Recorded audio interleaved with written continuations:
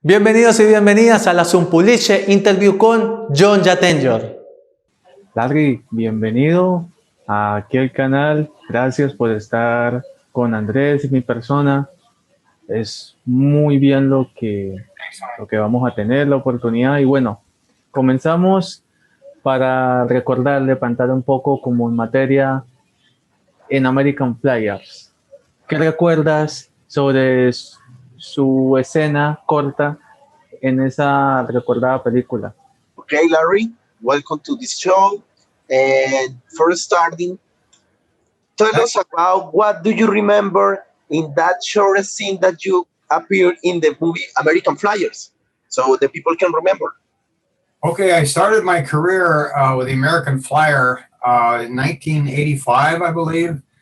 And I was just one of the people that are watching the bike race. I started as background, extra. And so I was just a person waving to Kevin Costner and Lee Dong-chong. And so that was all I had. That's how I began my career. So it wasn't a very important part. But from there, went up and up and up. I got better each time, and I got a better part for each movie. So American Flyer was how I started. And then I went from there to other movies. My big break, my big opportunity was something called the Women's Club in 1986. And Warner Brothers came to Denver, Colorado, where I was living, and they wanted me to, they cast me in a role that John Candy that had been cast in, but he decided he didn't want to do it. So they had to recast it. And so they asked me at the time, can you gain about 30 pounds in a month? And I said, of course I can. Wow. So I did. Pizza and beer works wonders. It's wonderful for gaining weight. So then I became a little fatter, and they liked me in that role because I was supposed to be overweight. And the problem was I kept getting bigger and bigger and bigger, and I finally went to 240 pounds, and it was really big. But that helped me get another role in Hollywood when I was there. And I was in Hollywood in 1989, and then in around 2000, I was cast as Jackie Gleason in a movie, an evil Jackie Gleason. So he was one of my idols. I enjoyed his performance very, very much. And so I started doing things like him. And I had all his mannerisms and his weight. And when I went to do the reading, to audition for the role, I threw the script up in the air just to get their attention. And I knew it perfectly. And so William Winkler, the director, was casting it by himself. And he fell over in his chair from laughing so loud. And when I went to pick him up, he said, "You're the funniest son of a bitch I've ever met in my life. I've got 2 people coming tomorrow for callbacks, but the hell with them. You got the role." So I got cast on the first opportunity. And so the rest is history. I did 40 projects with Bill Winkler. I did 2 movies, Double D Avenger, which is a classic film, gone all over the world, and also Frankenstein versus the Creature from Blood Cove, which is a classic monster movie. And I also did about 40 anime projects with him, and for like the Ultraman and some of the old animation from Japan, the Starzinger and Captain Harlock, and a lot of those Fist of the North Star. So I did a lot of iconic characters, their voices. But then after that, I started getting more roles in Hollywood, and I worked with people like Richard Chamberlain and Raymond Burr, who was Perry Mason at the time, the first Perry Mason. And I actually did the second Perry Mason just recently, 30 years later. And I worked with a lot of big names back in the 80s and 90s. And then it slowed down a little bit. And then it picked back up about 10 years ago for me. and I've been working steadily ever since. So I've done about 6 movies with James Balsamo, who you enjoyed his movie. I think you mentioned that, and he's an incredible director.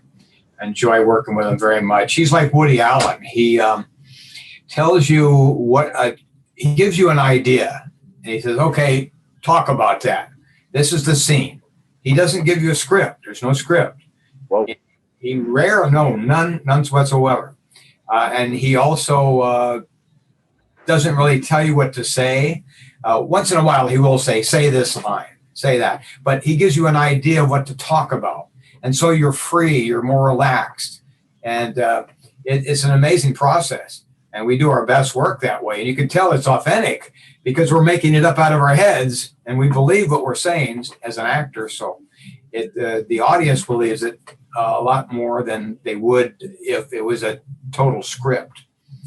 So anyway, I really enjoy working with him a lot. He's incredibly funny, enthusiastic, and it's infectious. So we become enthusiastic too, because he's like a kid in a candy store. You know, he just loves the whole process, and he's in a lot of his movies as well. He's a great actor. Yes, and Jhon is a great fan of James Balsamo, and myself, I'm a great fan of anime, and I love every project of anime that you had worked. But I will translate so the people that are Latin speakers. So please wait. Thank you for your answer. Okay, thank you. No, Jhon, vas a flipar. Porque, listo, sí, claro, American Flyers fue su primer rol en el 85. Es una película, bueno, como tú bien lo sabes, con Kevin Butler y Reuchet Dawn, y él hacía del espectador de esa gran carrera ciclística. Pero obviamente su primer gran rol, y aquí lo dice, es el de The Woman's Club, sí, The Woman's Club. Balsamo. Exactamente, ese fue su primer rol, su lanzamiento, y resulta que ese era un papel que iba para el actor, el clásico actor, el fallecido Jhon Candy, tú sabes, un actor clásico estadounidense. Para obtener este rol, y eso prueba el nivel de Larry como actor, tuvo que engordar bastantes kilos, muchísimos, para parecerse a Jhon Candy. Resulta que al lograr ese sobrepeso, que bueno, esto lo logró con cerveza y con pizza, al lograr este sobrepeso, él logró otro rol con William Winkler, que es obviamente un director que le ha trabajado muchísimos proyectos, pero en la primera vez que trabajó con Winkler, en el 89, vino a hacer un rol sobre Jackie Gleason. Jackie Gleason, como tú sabes muy bien, es uno de los actores clásicos estadounidenses, de los clásicos. La vieja guardia. La vieja guardia, exacto. Y él interpreta a un Jackie Gleason malvado. ¿Qué fue lo que sucedió? Estaba tan convencido y se aprendió todos los manierismos, entendiendo que él ve a Jackie como uno de sus héroes, que cuando le entregaron el guión para la audición, él lo lanzó. Dijo, yo ya me sé el papel. Resulta que a Winkler le pareció muy gracioso y le dijo, bueno, acá una disculpa a los oyentes, dijo, eres el hijo de perra más gracioso que he visto. Tienes el papel. Gracias a esa audición él ha trabajado en los N proyectos muchísimos que ha dirigido Winkler, porque sabes muy bien que Winkler no solo es un director de cine, sino también un director de doblajes. Por eso es que tú ves todos esos roles que ha hecho Larry en el anime. Y él se detuvo y retornó hace 10 años. Fue gracias a quién, a uno de vuestros héroes, de James Balsamo. Porque James Balsamo, y no te digo algo que esto te va a encantar, James Balsamo, Larry lo compara con un Woody Allen porque jamás escribe guiones. Simplemente le dice a los actores, listo, esta es tu escena, el diálogo es tuyo. O sea, todas las películas de Balsamo esto es lo que debes hacer, pero no hay un guión escrito. Wow. Está muy entusiasta. Obviamente lo admira muchísimo, dice que es un gran director. Obviamente nosotros sabemos que James Balsamo es un gran director. Le comentó obviamente que tú eres un gran fan del trabajo de Balsamo.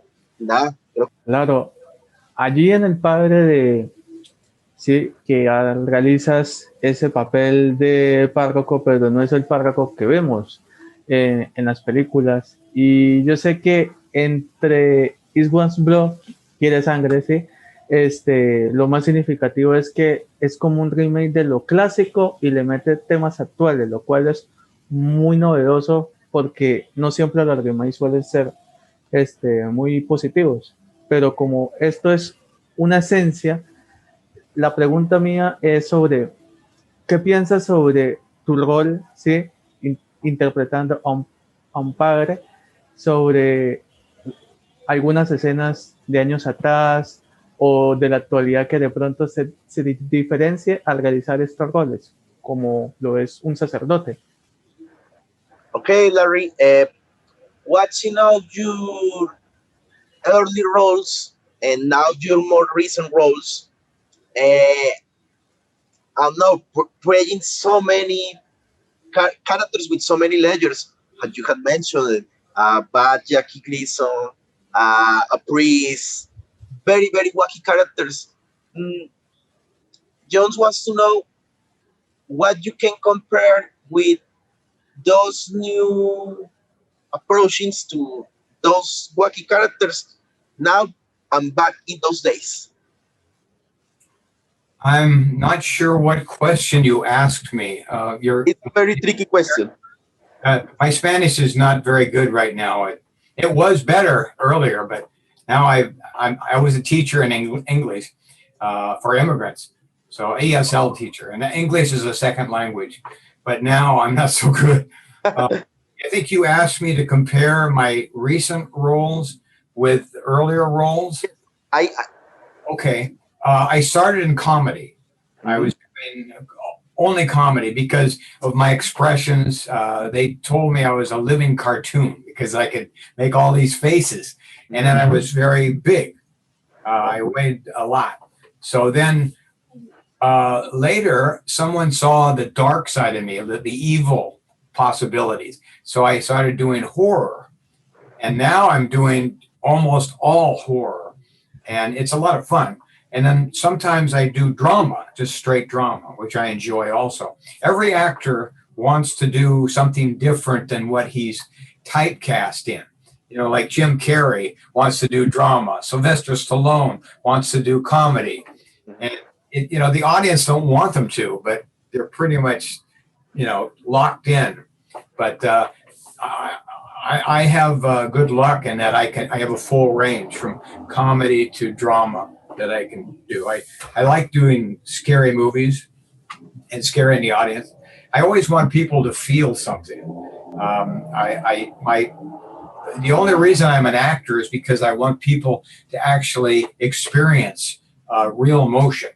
A lot of people are emotionally constipated. That means they can't feel, they can't express, especially the younger people. But with my performance, they can do it vicariously, through me.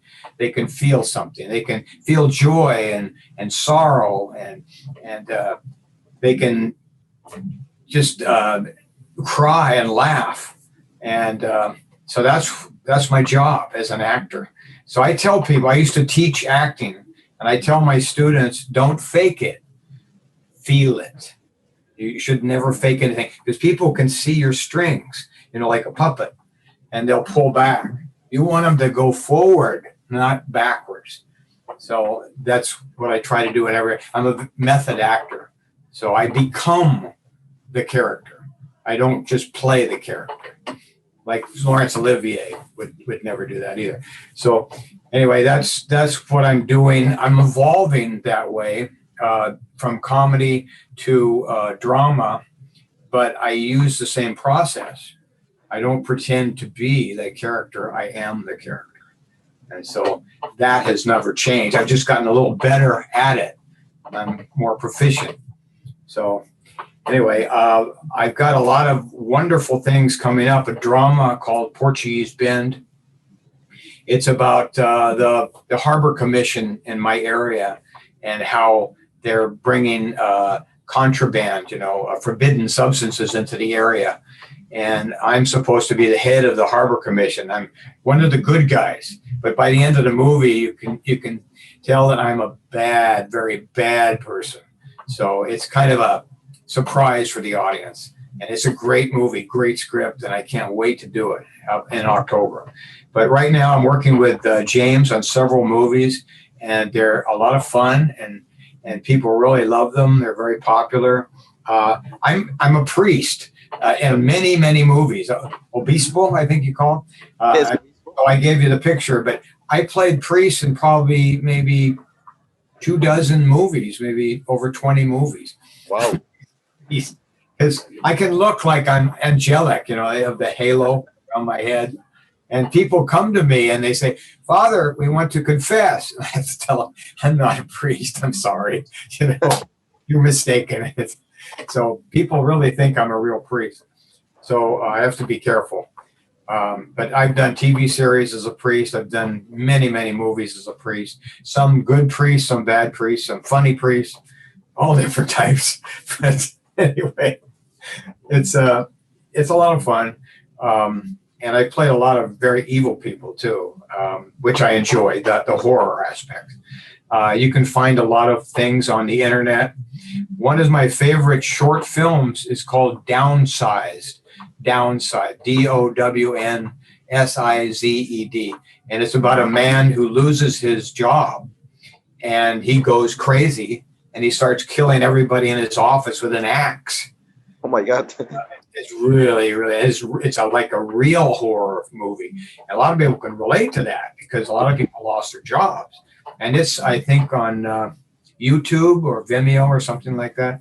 And you can find it, just type in Downsized. And it's one of my favorites. But one of my favorite films recently, I played something called Fortune Defies Death. And it's about a man who's very wealthy, very rich. And he becomes, he dies. But before he dies, his granddaughter disappears. And so they never find her. And so he makes in his will, anybody can have $10 million if they can find out what happened to his granddaughter. Wow. So after he dies, a few years later, everybody meets in a cabin in the forest. And all the people that think they're in his will, that he's going to leave money to, and they start killing each other for the money. And then they find out what really happened to the granddaughter. But it's really a great mystery thriller. And it's, I don't know if it might be on Netflix right now, Fortune Defies Death. And it's doing quite well. And so that's a drama, a regular drama. I've done maybe 5 dramas, and I want to do more. I enjoy that process too. But so do you have any other questions for me? Yes. I will translate your answer, and then I hope that movie Fortune Defies Death is on Netflix Colombia. I will find it. You can find it. I can send you where they are if you like. Okay. Okay. I will translate. Bueno, Jhon, acá también vas a flipar. Otra respuesta larga, pero muy buena. Vale la pena. No, muchísimo, porque respondió creo que todo lo que necesitas saber. Él es un actor de método, como bien te das cuenta. Él no interpreta, él se convierte en los personajes. Resulta que él comenzó haciendo comedia. Creo que parte por el mismo look, era más rellenito en esa época, lo que nos contaba el personaje Jackie Gleason y pues lo de One Club. Bueno, después él pasó y él disfruta muchísimo haciendo el horror, le encanta el horror, pero dice que no es en Estados Unidos se llama typecasting, no es un actor que le gusta que lo encasilla, y ha logrado hacer sus 5 dramas. Él ahorita habla de ese aspecto, porque dice que sí, que muchas veces la gente siente que el papel que más ha realizado es el de cura, obispo. Lo ha hecho en 24 producciones aproximadamente. Wow.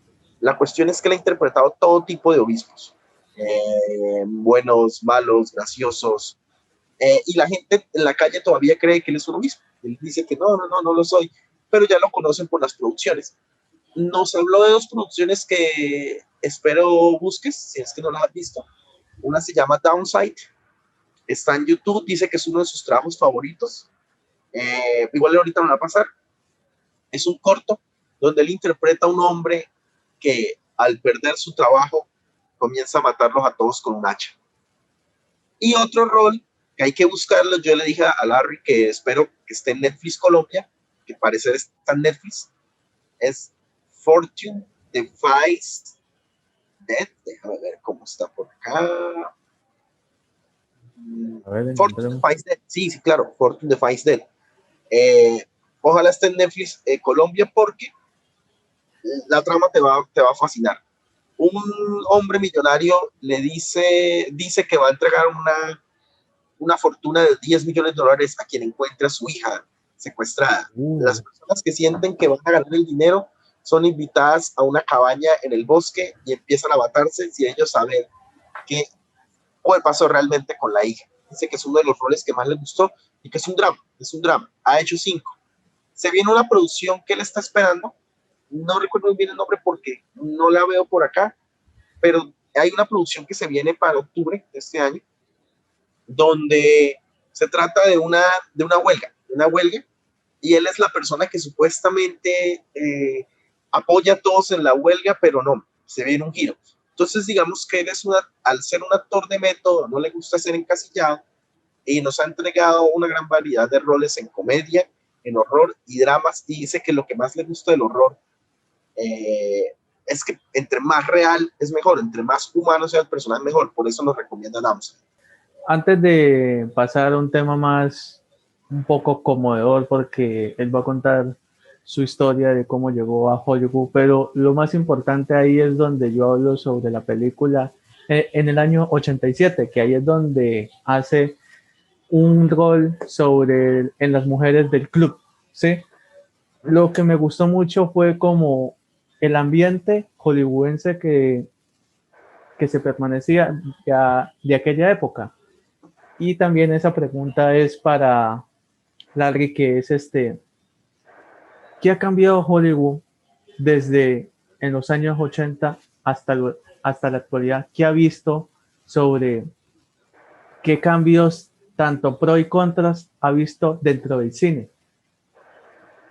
Okay, Larry, knowing that you had worked back in the 80s, not only in the Women's Club, but in a lot of movies that can define Hollywood, what changes had you seen now in the Hollywood industry from back on those days to now in these days? Excuse me. When I first arrived here in Hollywood, the studios ran the town. I mean, they were in control.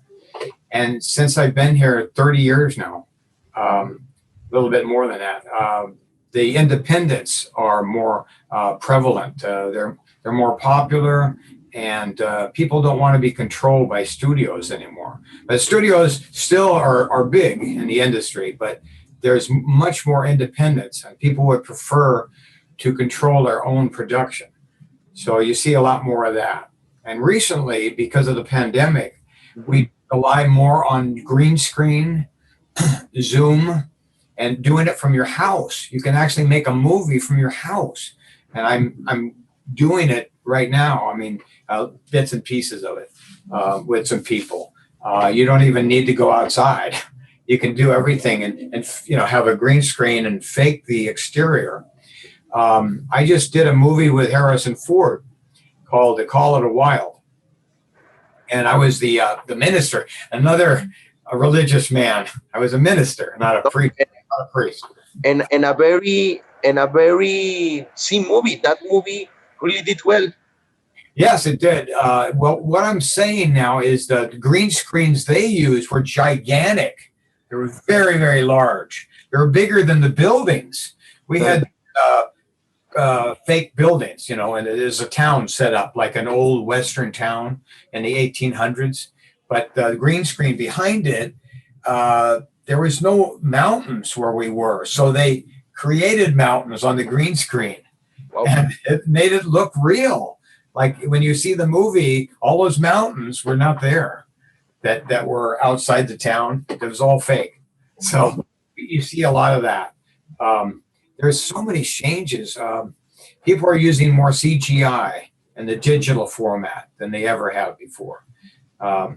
And people rely on more jump cuts. You know, they'll go from one scene to the other real quick. And even within the scene itself, we used to have to know our lines perfectly.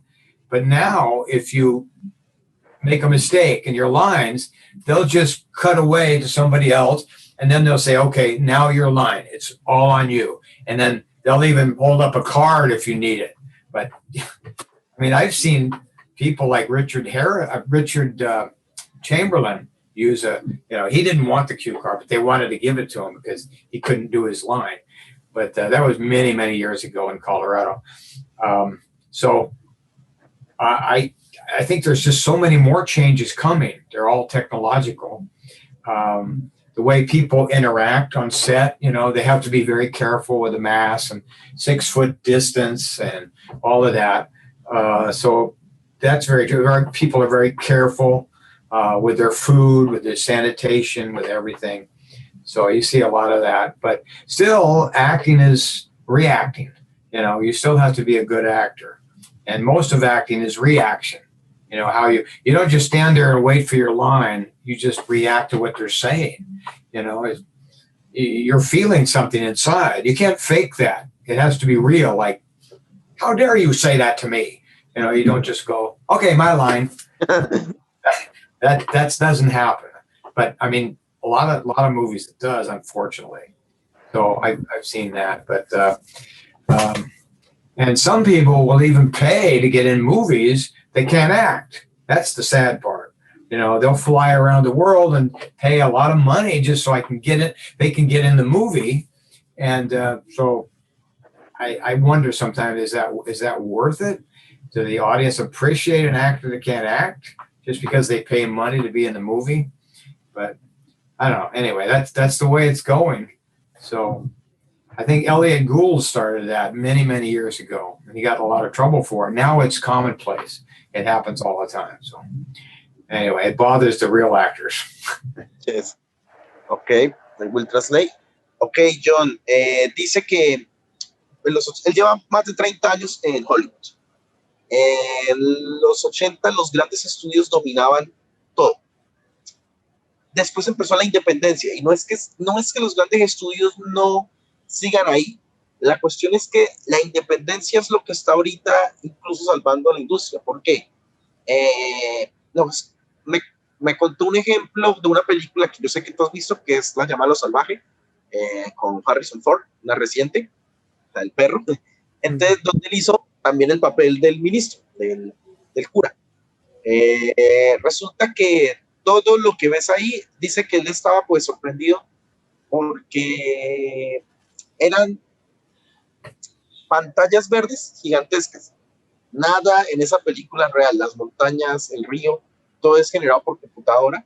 Y, Oh my God. pero el trabajo de la actuación sigue siendo el mismo. Dice que hay actores porque se está grabando ahorita en Zoom. De hecho, dice Larry que ahorita ha tenido que pues adaptarse a que algunas películas se graben en la misma casa de él, con una pantalla verde y se graba, pero que el trabajo sigue siendo un trabajo de reacción, que él no entiende porque hay actores que esperan que llegue la parte de ellos y ahí sí reaccionan, ¿no? Él siempre está en personaje, en las situaciones y todo que está llevando a cabo, pero dice que se han visto fenómenos muy malos, pues gracias a la cuestión de la pandemia y todo, donde incluso hay gente que está pagando por la que la dejen salir en las películas y no sabe actuar. Dice que este fenómeno ya venía sucediendo en Hollywood, pero ahorita ha crecido más. Dice que afortunadamente él ha trabajado con gente, pues, obviamente, Balsamo, con gente muy, muy buena que está aprendiendo a ajustar, digamos, estas nuevas formas de grabar, pero están haciendo trabajos muy, muy profesionales, donde está usando el CGI muchas veces más, entonces está usando obviamente muchas veces más la pantalla verde. Él en la anterior respuesta había dicho algo muy importante que lo voy a traer a colación. Dice que él fue profesor, él en un tiempo fue profesor él fue intérprete, ¿no? Pero ya no, o sea que él perdió un poco la cuestión de hablar español, y también fue profesor de actuación, y él le decía a los actores que la gente siempre va a ver o querer ver las cuerdas con las que te mueven como títere. No, tú no tienes que llevar a la gente hacia atrás, tú tienes que llevarla hacia adelante. Y eso es lo que él está haciendo ahora, actuando directamente en Zoom. O sea, siempre lo vas en personaje. Así tu personaje esté diciendo algo y la cámara lo enfoca a él, él está en personaje. Entonces, esas son las Muy diferencias. bueno. Muy bueno. Muy bueno. My story, I started working in a salvage yard. It was a place in Denver, Colorado that we took phone. It was for the phone, the telephone company. And we would dismantle them and put them in big piles, parts of them, silver, gold, different parts of the phone. People would come and buy them. Like Korea would come over and buy the parts. And so I was dirty. My hands were dirty. I had a beard. I was dirty. And someone told me, "You're pretty funny. Why don't you go get an agent?" Well, I didn't know what an agent was. They told me. And so I went and I went to the agency to be an actor. And they were going to teach me how to be an actor. But because I was so dirty and I had the beard, the woman was afraid of me. So she backed up. She almost climbed her chair. She got away from me. So anyway, they cleaned me up, and I shaved the beard, and I took lessons, and then I started working immediately. I got commercials. I did print. That's magazines, revistas. You could hold up a can of something, and I did a lot of that. I did. And so when I moved to Hollywood, I had to give up the print part with the magazines, but it was worth it because I did more movies and TV shows. So anyway, I did stand-up comedy as well, and I did radio. I've done just about everything. I did an act for children. I did do a magic act. So I've done just about everything you can do in the industry of entertainment.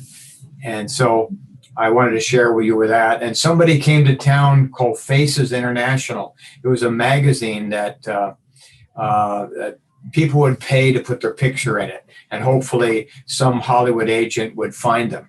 Well, they decided to take me to Hollywood and share my story. And so I got an agent immediately down there. And then I did TV shows. The first week I was in Hollywood, I went for an audition, and the woman called my agent and said, "We want your man for this Kellogg's cereal commercial." And he said, "Oh, you mean for callbacks?" She said, "No, we want him." So the first time I went, usually it takes two times, the first one and then the second one, the audition, then the callback. But they just took me right away because I was so confused. Los Angeles is a big place and very confusing. So I was probably perfect for what they wanted. And sometimes I get a job because I come in there and in a bad mood. I'm angry because the traffic and, all the bad attitudes. And so I come in and I go, "You're perfect." So I just got a job in Europe because I came in and I was a little angry. And I'm playing something for Mini Cooper. It's a car in Europe right now because of that. So you just never know what they want. And so it's a strange world. But when I first came to Hollywood, I was confused, and I didn't really like it here. It was very polluted, a lot of pollution, and there was no view, no nature, no trees, no mountains, no nothing. So finally, after 10 years, I moved to near the coast. I'm living near the coast now, near Long Beach, Palos Verdes, and it's in a place called San Pedro. So I like it here a lot. It's very beautiful. And I can still go to Hollywood when I need to, but I don't have to live there. So I enjoy it. So I've done a lot of, let's see, I'll just read you a couple of things. I started in stage, theater, television, film, radio. I did magic, mime, modeling, print, stand-up comedy, voiceover, vaudeville, and ventriloquism. So I've done a lot of things. And also I had a TV show and a radio show at the same time.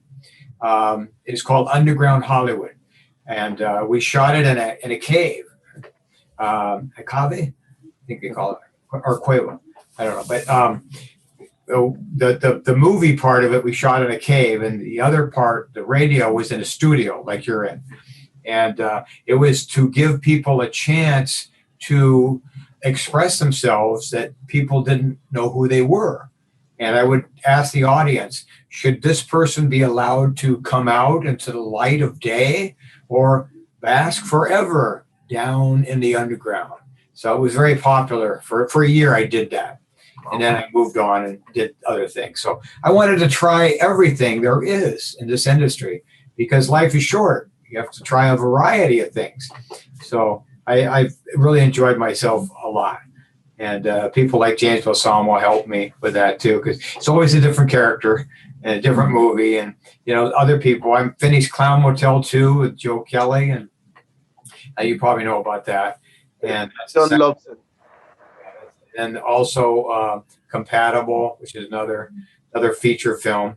I'm doing a lot of work with Aline Dietz from Exorcist. She was a little demon in Exorcist, so I play her husband in Compatible, and I played the High Priest. She was the queen in Clown Motel 2, and so I'll probably work with her again too. So she's doing a lot of work now, and it's just so much fun to work with these celebrities. I worked with Courtney Gaines from Children of the Corn. It's another horror movie, and so just a lot of stuff, a lot of things coming up that are going to happen in the near future too. So I've got another one called Staycation with Russell Emanuel, who's won a lot of awards over the years. And so I'll be in that soon. And then I'm going to do something with Sean C. Phillips, who's very big podcaster on YouTube. And he's directing his first feature. It's called Scream Bloody Murder. And I'm his assistant coach for cheerleaders. And everybody starts getting murdered. Everybody's being killed.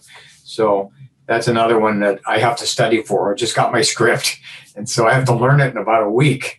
Not much time, but I have to really study. So it'll be a lot of fun. So I just, hopefully there'll be more very soon. Oh, there's another one called Obscura with Jerry Giangelo. He's a producer. He's produced about 14 films. And so I'm going to be in that. I play his father. I've reached an age now where I play grandfather or father sometimes, and it's fine. It's, you know, that's the way it is. And I just came back from Las Vegas where I was in Zomghouls, Night of the Zomghouls, which is another Sean C. Phillips and a man named Will Colazzo. They partnered in that.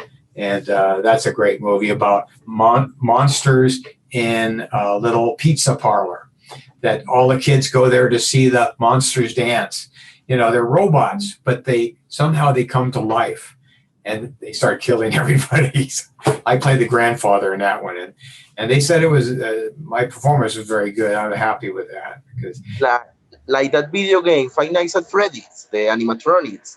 Yes, yeah. Yeah. Yeah.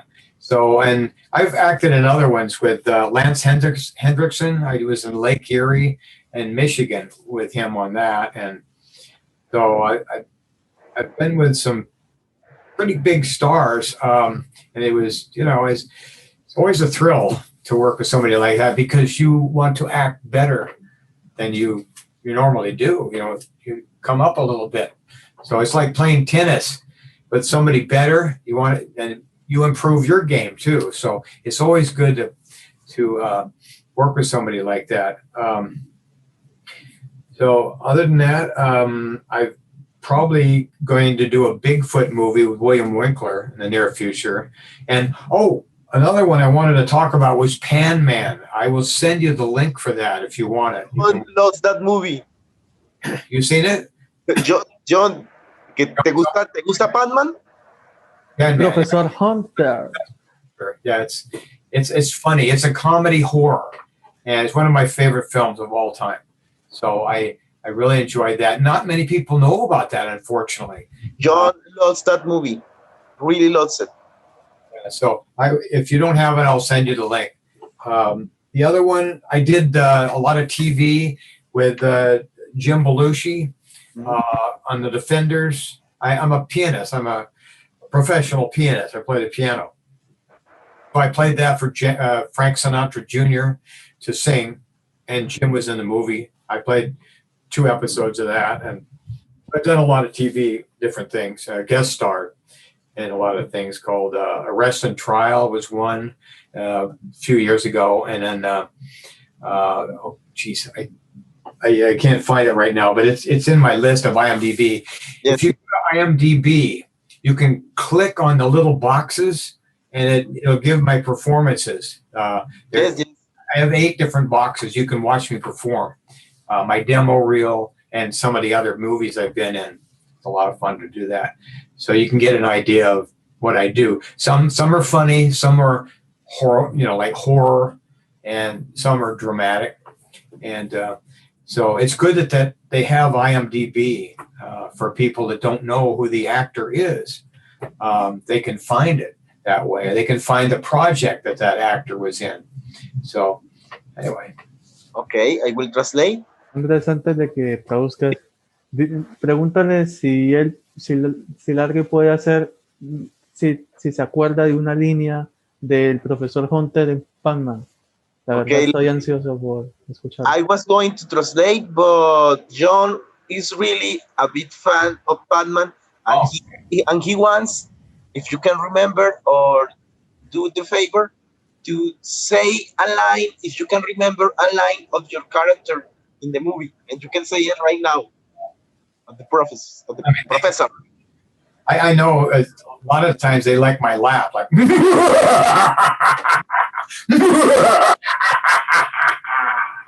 Yeah. I did it a few times, and it's like what they call a spoof. They're making fun of horror movies. So but it's comedy and horror comedy, and I don't know if I can remember the lines, but there's just so many.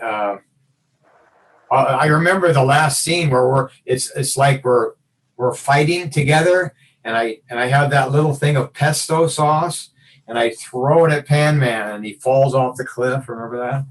Oh my God, it was just so fun. But I start as a good guy. Everybody thinks, oh, Professor Hunter, he's after the demon, and he's a real nice guy. And then by the end of the movie, you know that I'm the demon. I'm the evil one, really. And I mean, not really a demon, but I'm a very bad man. And so I always like surprising people. It's like they see my face and they go, well, he can't be bad. And then it's like I do my crazy face. And they go, yes, it can be. So anyway, it just Jhon is very happy, but I will translate. Jhon, ¿satisfecho? Perfecto. No. Creo que empezaré de atrás, ¿no? O sea, porque sé que eres un gran fan de Panman. Obviamente él hizo la risa, la famosa risa del dice que son muchas líneas, son muchas escenas, pero lo que él más recuerda, lo que más le emociona es la escena final cuando él le arroja están en el acantilado y le arroja Panman, creo que fue salsa. Dice que que le gusta, lo que le encanta a esa película es que subvierte todas las expectativas. La gente cree que al ser el profesor va a ser bueno, dirán, pero él no puede ser tan malo. Y al descubrir ese giro, eso es lo que lo hace muy especial. Bueno, ¿por qué habló de Panman? Tuviste que una respuesta muy larga, pero tranquilo que me acuerdo de todo. La historia de esa foto es muy bella. Él trabajaba en Denver, Colorado, en las cabinas telefónicas, las antiguas.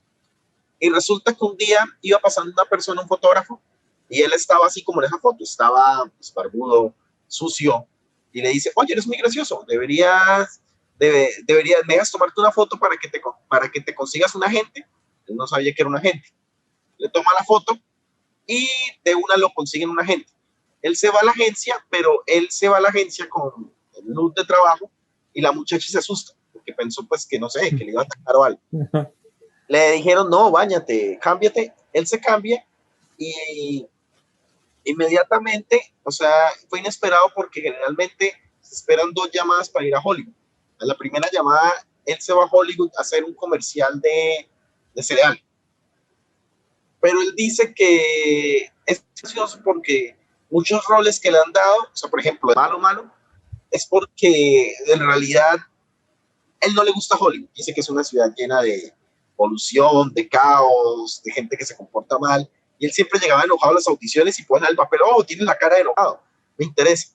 Él ahorita está viviendo más para la costa, San Pedro, creo que ahí oíste, y obviamente yo me acordé de Grande Foto, obviamente, que él dice que le gusta ir a la costa, que puede ir a Hollywood, pero no vivir allá necesariamente, pero te va a sorprender, ha hecho. O sea, gracias a esa foto, ha trabajado de mimo, de ventríloco, de modelo. No. Ahorita tuvo un programa de televisión que se llamaba Underground, que era en televisión y en podcast. Y el de televisión lo grababa en una cueva. Le decía a la gente, bueno, nunca se veía el rostro y le pedía al público, bueno, esta persona tiene el derecho de salir a la luz o hundirse en las profundidades del mal. Entonces es una cuestión de hacer lo mismo que hicieron con él, donde en realidad lo mostraron, o sea, una persona le dijo, tú tienes ese don, ha hecho, bueno, creo que ya te dije, ha hecho actos de vodevil, ha hecho stand-up comedy, y dice que la vida es muy corta y que hay que disfrutar cada momento. Nos habló de algunos proyectos, intentaré recordarlos todos de lo que se vienen. Bueno, se viene Scream Bloody Murder, vas a flipar, porque en esta película tiene que aprenderse en una semana el rol, porque va a ser del entrenador de las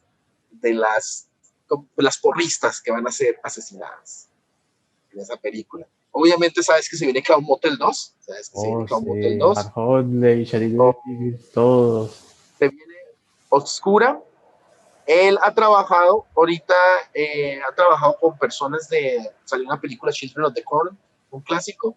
Va a trabajar también con una de las del demonio de Masuso, tú lo sabes muy bien, El Exorcista. Sí, Dice que y se vienen muchos más proyectos. De hecho, se viene un proyecto que no recuerdo, ¿no?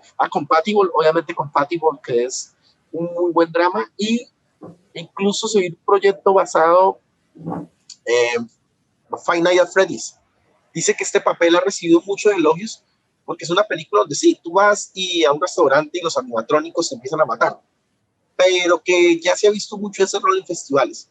O sea, ahí te resumí todo lo que él ha logrado con una simple foto, pero lo primero que dijo, uno de los proyectos que más recuerda, bueno, aparte de lo que él había hecho con Jim Belushi, haciendo de pianista en televisión, es Panman.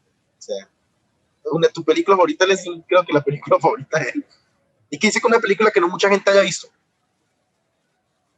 Bueno, dime, tú estás muy emocionado. Jhon is very, he can speak because he really loves Panman and he really enjoyed your answer.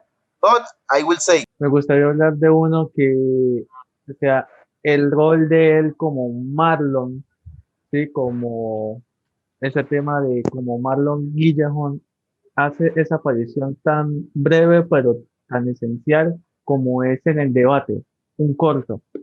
Ese corto es sumamente muy bueno porque se separa del tema de los párrocos y se centra el tema del tema político, pero no ese político que conocemos, sino el político, ese sarcástico que a uno no le da rabia sino risa. O sea, ¿qué opinas sobre ello? Sobre ese cambio tan drástico y tan bueno como lo es en el debate. okay, Larry, Jones wants to know about, you have tell us about that you really love to defy the expectations of the person that's watching the movies, no? That in some movies they don't expect that twist, and John really saw that twist in the short film The Debate, in which you play Marlon Gilgalon, and because he feels that in that movie you told about serious subjects, but you character do it with sarcasm, with a very find humor, and he wants to know what is your experience doing the debate. Oh, in the debate. The Debate. debate. I read Spanish. Okay, so I just don't speak it very well, but the debate, yes, that was probably because of the Trump and Biden situation.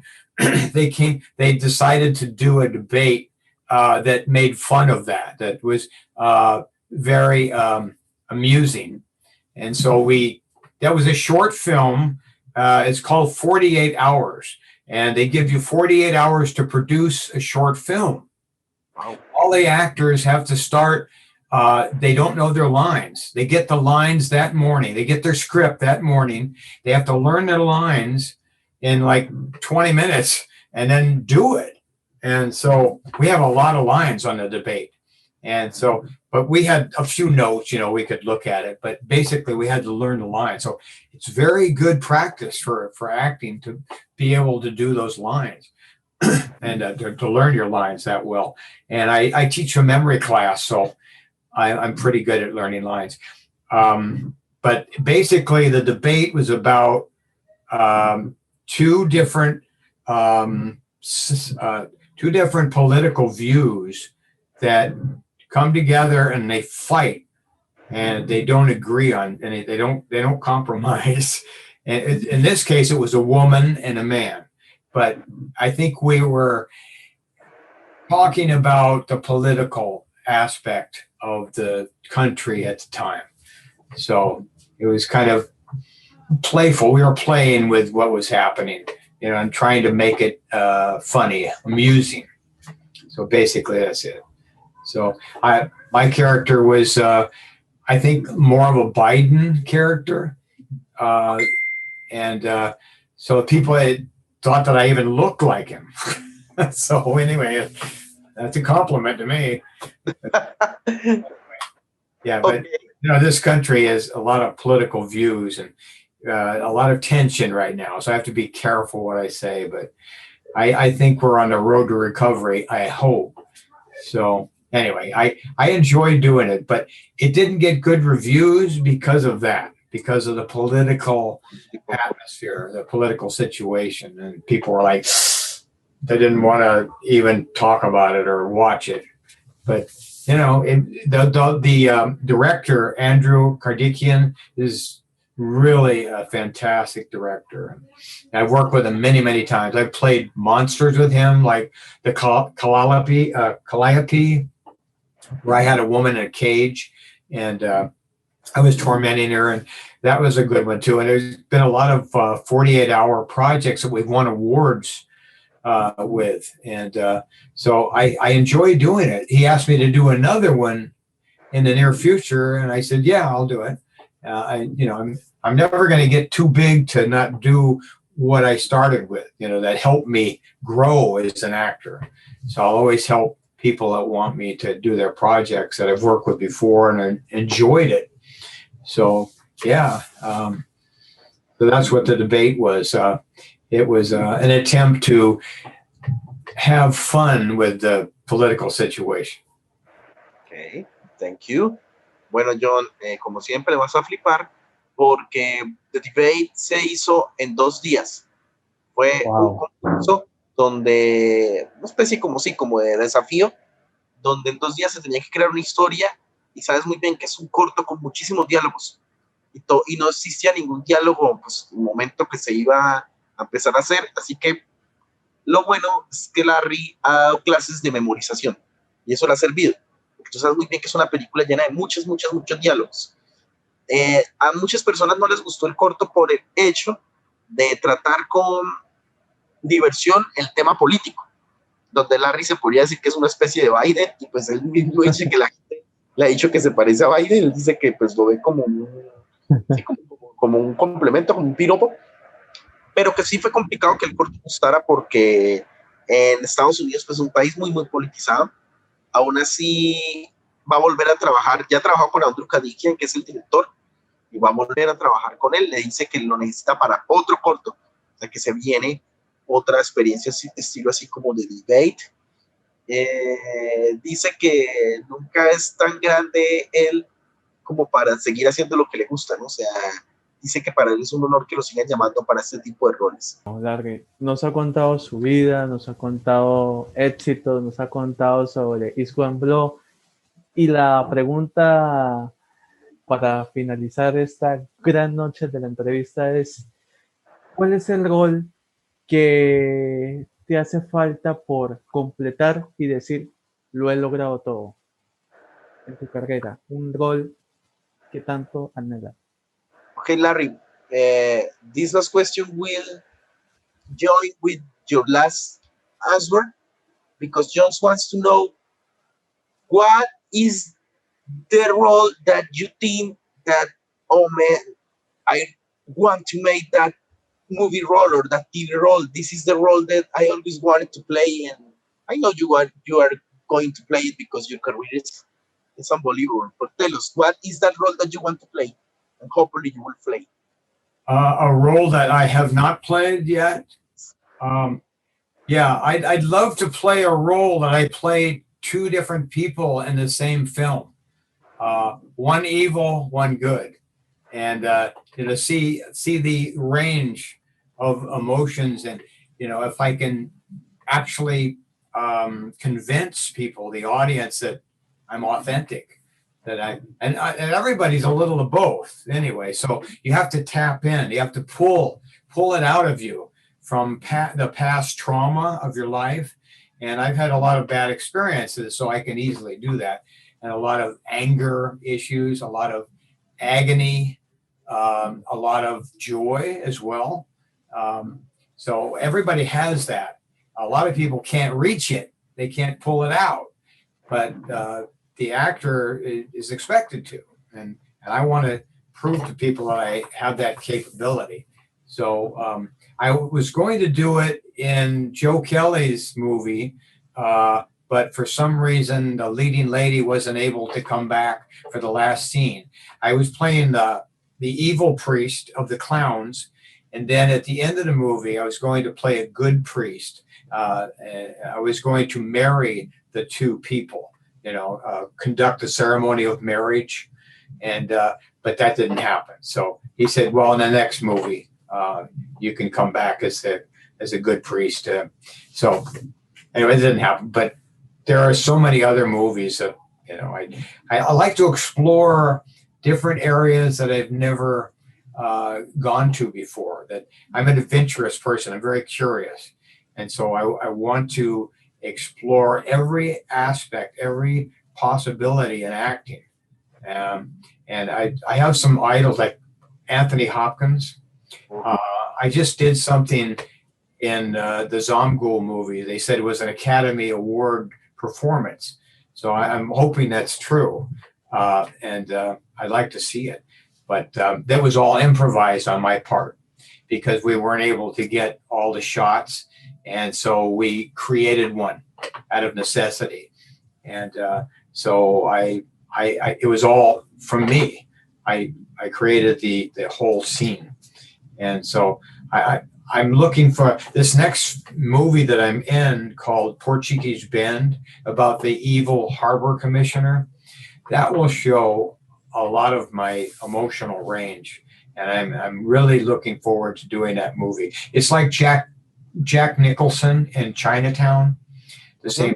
Yeah, I'll be doing the same role. Not the same role, but I'll be doing the evil person in Chinatown. And another man is playing Jack Nicholson. So I really can't wait to do that. And I like to surprise people, like I told you. People think I'm going this way, and then I go that way. And so that's a lot of fun for me too. Como siempre, Larry, lleno de sorpresas, vas a ultra flipar. Oh, Él dice muy bien que el rol que le gustaría interpretar, que podría ser, digamos, una mezcla de todo lo que él ha logrado, es una película donde él pueda hacer de bueno y el malo. No tener ambas cosas, porque digamos, y bueno, él dice que siempre se ha probado, porque al ser actor de carácter, él ha convertido todos esos traumas y esos dramas en su vida pues, en emociones reales, ¿por qué nunca se va a flipar? En Clown Motel 2 casi logra ese objetivo. No se pudo hacer de que fuera un personaje que pasara, porque le hace que también del cura, del priest. Hay una escena, una boda, donde iba a interpretar ese giro de rol, y resulta que la actriz no pudo ir ese día. No. Pero, va a volver a trabajar en un hotel y podemos ver eso. ¿Qué es lo segundo? En The Portuguese Script, la película que se viene, la que había mencionado, la de la huelga, dice que es el rol que tal vez demuestre este nivel de actuación. Dice que él admira muchísimo a Anthony Hopkins. Obviamente él dice que el hecho de saber que el primer rol por el que ganó un Oscar haya sido un rol de terror y que le haya mostrado a la academia que se puede hacer un papel bien hecho haciendo terror es una prueba. En esta película él va a interpretar como el personaje de Jade en Chinatown, o sea, Jan Nicholson, pero versión malvada. Lo que pasa es que hay que verlo, porque saben muy bien que todo se refiere a una huelga, pero entonces lo que me sorprende es que digamos que lo que se viene va a mostrar el rango de lo que ha venido mostrando y más sabiendo que se logró pues, en una de tus películas, fue una de tus sagas favoritas, ¿no? Clown Motel. Él nos dio ya un pequeño detalle y lo que se viene va a ser mucho mejor porque el personaje de Larry va a mostrar lo que hace. Yes. Yeah, thank you so much. Muchas gracias para todo. Dile que pronto voy a hacer un análisis, espero sobre Panman y espero le haya gustado It Was Blood. Jhon, Larry, as you know, Jhon did a review from It Was Blood, but he will do a video review from Panman. Oh, excellent. We'd love that. Thank you. We might do a second one, number 2, Panman 2, maybe. So in the future. So maybe. We'll see. Anyway. No se sabe, probablemente se viene Panman 2. Yeah. Aquí estaré. Okay, yeah. Thank you to Angela Joseph, too, my manager that helped me, did a lot of movies, and Stephen Mitchell, my old acting teacher, and a lot of great people helped me along the way. And you know who you are. So gracias a Angela y Steve. Y, thank you, Larry. Yeah, it's great. Muchas gracias. Muchas gracias. Hasta luego. Ya saben, en la Unpublished interview con Jhon Jatenjor los invita a suscribirse, darle me gusta, compartir y disfruten de estas grandes entrevistas inéditas a las grandes celebridades del séptimo arte a través de las traducciones simultáneas del inglés al español y del español al inglés y muchas curiosidades más. You crazy bitch! I'm gonna eat you for breakfast!